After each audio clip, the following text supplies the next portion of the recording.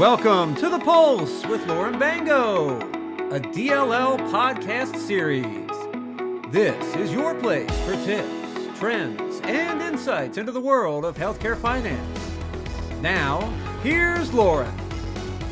Welcome back. I am joined today by Joe Ibarone. Joe, welcome. Joe is our North American Regional Head of Sales and responsible for the commercial organization for technology, workplace solutions, and healthcare, which we're focused on today. Joe, thank you so much for being here. Maybe share a bit of your background and how excited you are, of course, to be here. Great. Thanks a lot, Lauren. I do appreciate the offer. I've listened to a few of your podcasts before and been wondering if I would ever be humbled with an invite. So thank you very much. By way of background, as you mentioned, am responsible for the commercial team and the sales support organization across our newly created Life Tech organization.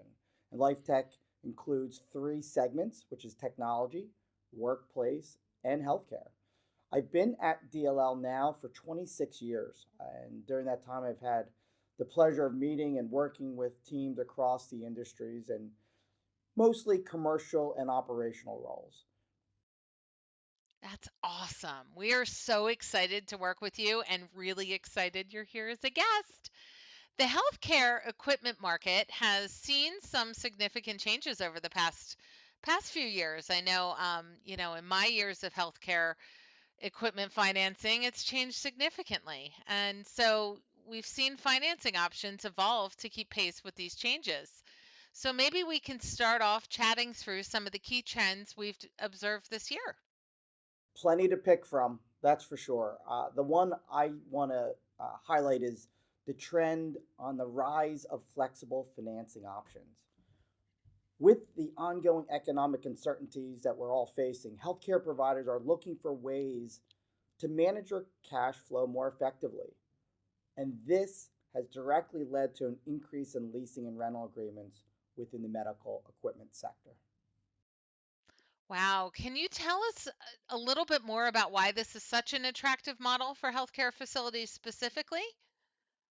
Absolutely happy to do that. So, leasing allows healthcare facilities to upgrade their equipment more frequently without that big burden of a hefty upfront cost.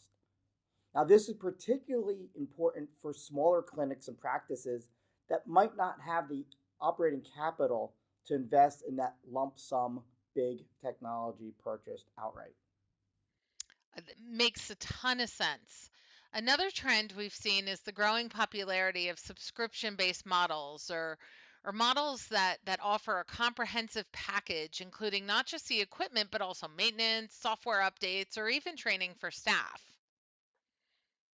This, what we like to call all inclusive approach, can be very appealing because it simplifies the budgeting process for our organizations that we serve and ensures that the equipment is always up to date and functioning properly. Plus, it reduces the administrative burden on those healthcare providers. Speaking of technology, there's also been a significant push towards financing digital health solutions, telemedicine equipment, remote monitoring devices, and even AI. And you know how I love my AI. Diagnostic tools are in high demand. How are financing options adapting to support these innovations?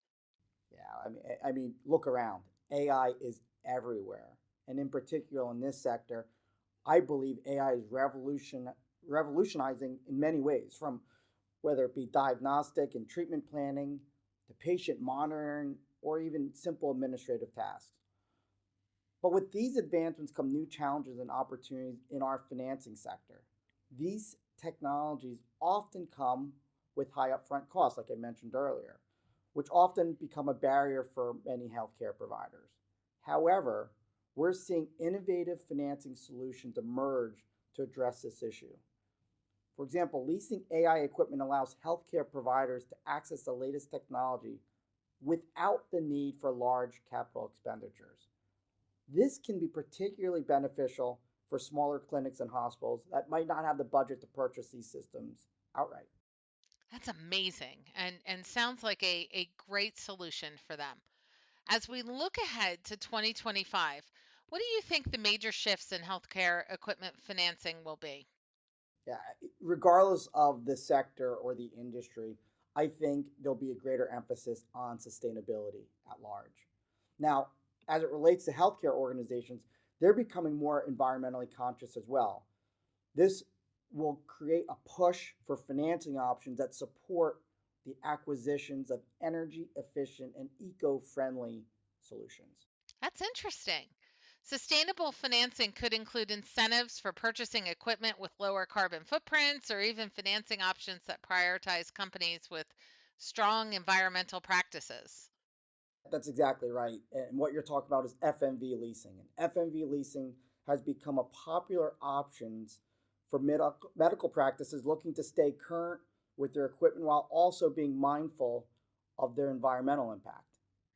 Great point. I know we've talked about FMV leasing on here previously, but just in case anyone's not familiar or hasn't listened to that particular episode, would you mind giving us a quick description of what it is and why this is such a popular option?